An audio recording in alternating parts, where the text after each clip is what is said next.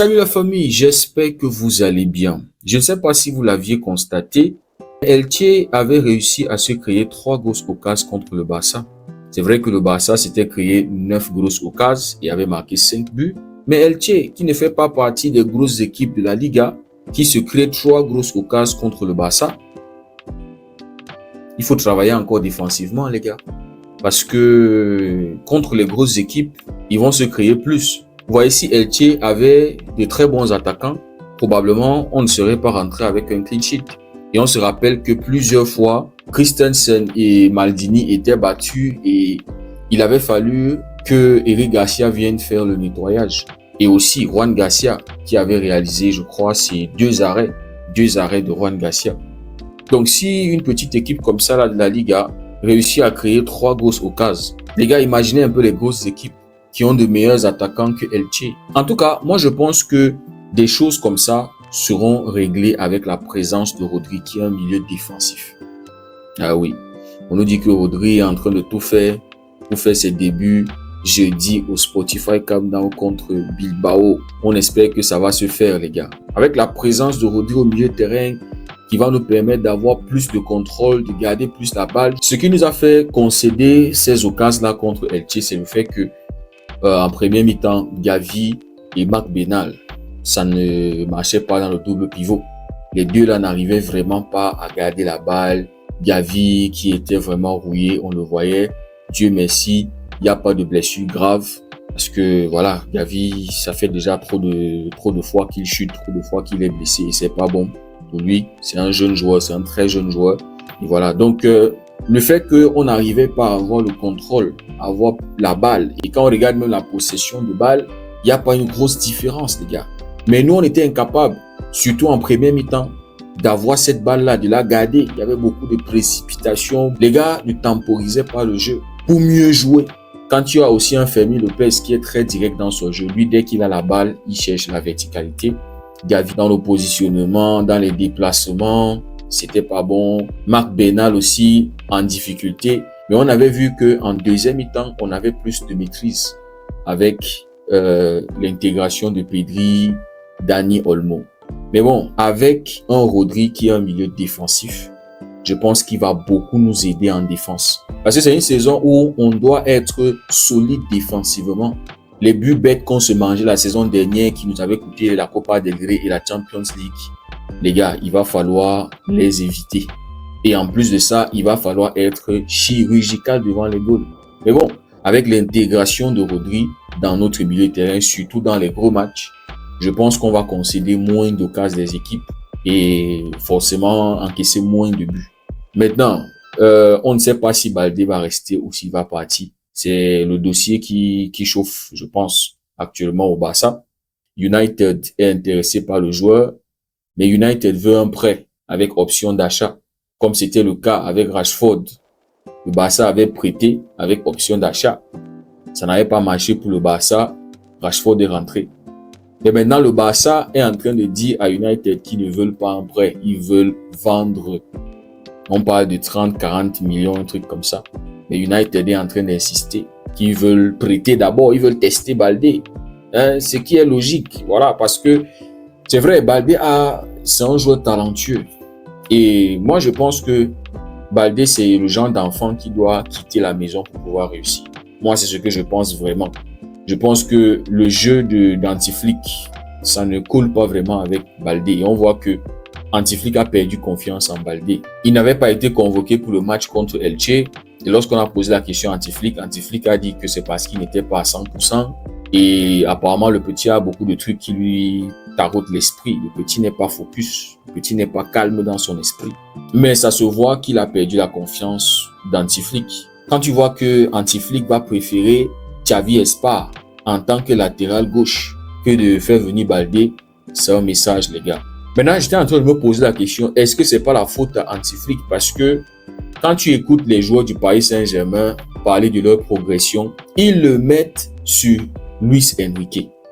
Quand tu écoutes Hakimi, quand tu écoutes Pacho, quand tu écoutes tous ces gars-là, quand ils parlent de leur progression, ils disent toujours que c'est grâce à Luis Enrique. Donc moi, je me posais la question, est-ce que Flick aussi, si Baldé ne progresse pas, Est-ce qu'il n'a pas une main dans ça? Parce que chaque joueur est un instrument entre les mains du coach. Et c'est au coach de bien s'en servir. Un instrument peut paraître mauvais dans la main de la mauvaise personne. Mais dès que tu le mets dans la main de la bonne personne, c'est là où tu constates que en fait cet instrument-là était mortel. Donc est-ce que c'est pas la faute à Hansi-Flick si Baldé ne progresse pas? Première saison sous Hansi-Flick, Baldé était un monstre. La saison dernière, il était méconnaissable au point où il avait perdu sa place à Cancelo qui était arrivé en moitié de saison, en janvier. Et on se disait que ok, une mauvaise saison, ça peut arriver. On espère que lors de la pré-saison, il va convaincre, Mais lorsqu'on voit le but qu'on se mange contre Udinese, c'était la faute à Baldé. Donc probablement tout ça additionné et Flick ne le fait plus confiance. Au point où Flick ne va pas le convoquer pour le match. Et pour le choquer, Flick va mettre Xavi Espa là-bas. On se disait que probablement ça allait être Cancelo qui allait débuter, mais non, Xavi Espa. Et Xavi Espa aussi ne l'a pas fait cadeau. Xavi Espa a fait un top match. Il a laissé une très bonne impression après ce match-là. Donc peut-être la solution pour Baldé, c'est de partir. Maintenant, le timing aussi n'est pas bon. Franchement, en Barcelone, il y avait Cucurella, il y avait Grimaldo, les gars formés par le Barça qui auraient pu arriver. Allez, normalement, il fallait avoir la vision en fin de saison de faire partie Baldé. Tu ramènes un Grimaldo. Le timing n'est pas bon. Parce que si Baldé part, c'est quoi le projet, c'est quoi le plan pour le remplacer? Est-ce que c'est Xavi Espa? Je sais pas. C'est ça la question que je me pose aussi. Parce qu'il ne reste plus que, je crois, 6 jours pour la fermeture du mercato. Mais je pense que Baldé doit partir, les gars. Je pense qu'en Premier League, Baldé peut bien performer. Maintenant, c'est entre le Barça et United de s'entendre.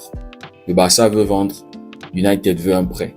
Maintenant, concernant le poste de numéro 9, dans le journal Sport, on nous dit que Deco et Flick se sont convenus qu'il ne faudra pas signer juste pour signer. Apparemment, les gars vont attendre jusqu'à la fin du mercato pour voir s'il y a une ouverture pour Julian Alvarez.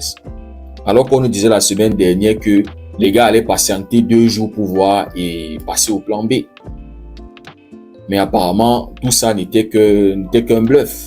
Le Barça est toujours sur Julian Alvarez. Les gars ont décidé que c'est Julian ou personne d'autre. Flick veut toujours un numéro 9. Mais ce qui est dit dans le journal Sport, c'est que avec ce qu'on a vu contre Elche, Flick pense qu'il peut gérer la première partie de la saison sans numéro 9. Et puis janvier, tenter encore pour Julian Alvarez pour terminer la saison. Parce qu'on sait que deuxième partie de saison, c'est les éliminatoires en Champions League, c'est la Super Coupe, c'est les éliminatoires en Copa del Rey, c'est la course au titre en Liga. Donc, malgré la manita, malgré le fait que c'est possible de gagner avec des faux neufs, Flick est toujours convaincu qu'il lui faut un neuf de métier. En tout cas, c'est lui le boss.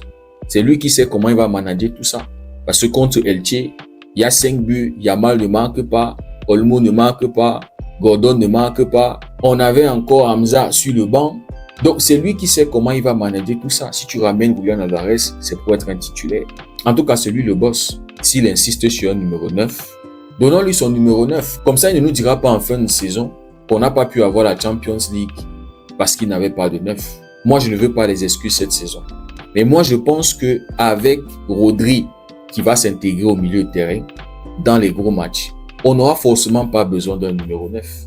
Quand tu vois l'entrée de Gordon, quand tu vois Adeyemi qui est en train de monter en force, Yamal va revenir malgré ses caprices et voilà, son immaturité. Rafinha au poste de faux 9 qui est très prometteur. Fermin Lopez après son doublé contre Elche qui va être fired up.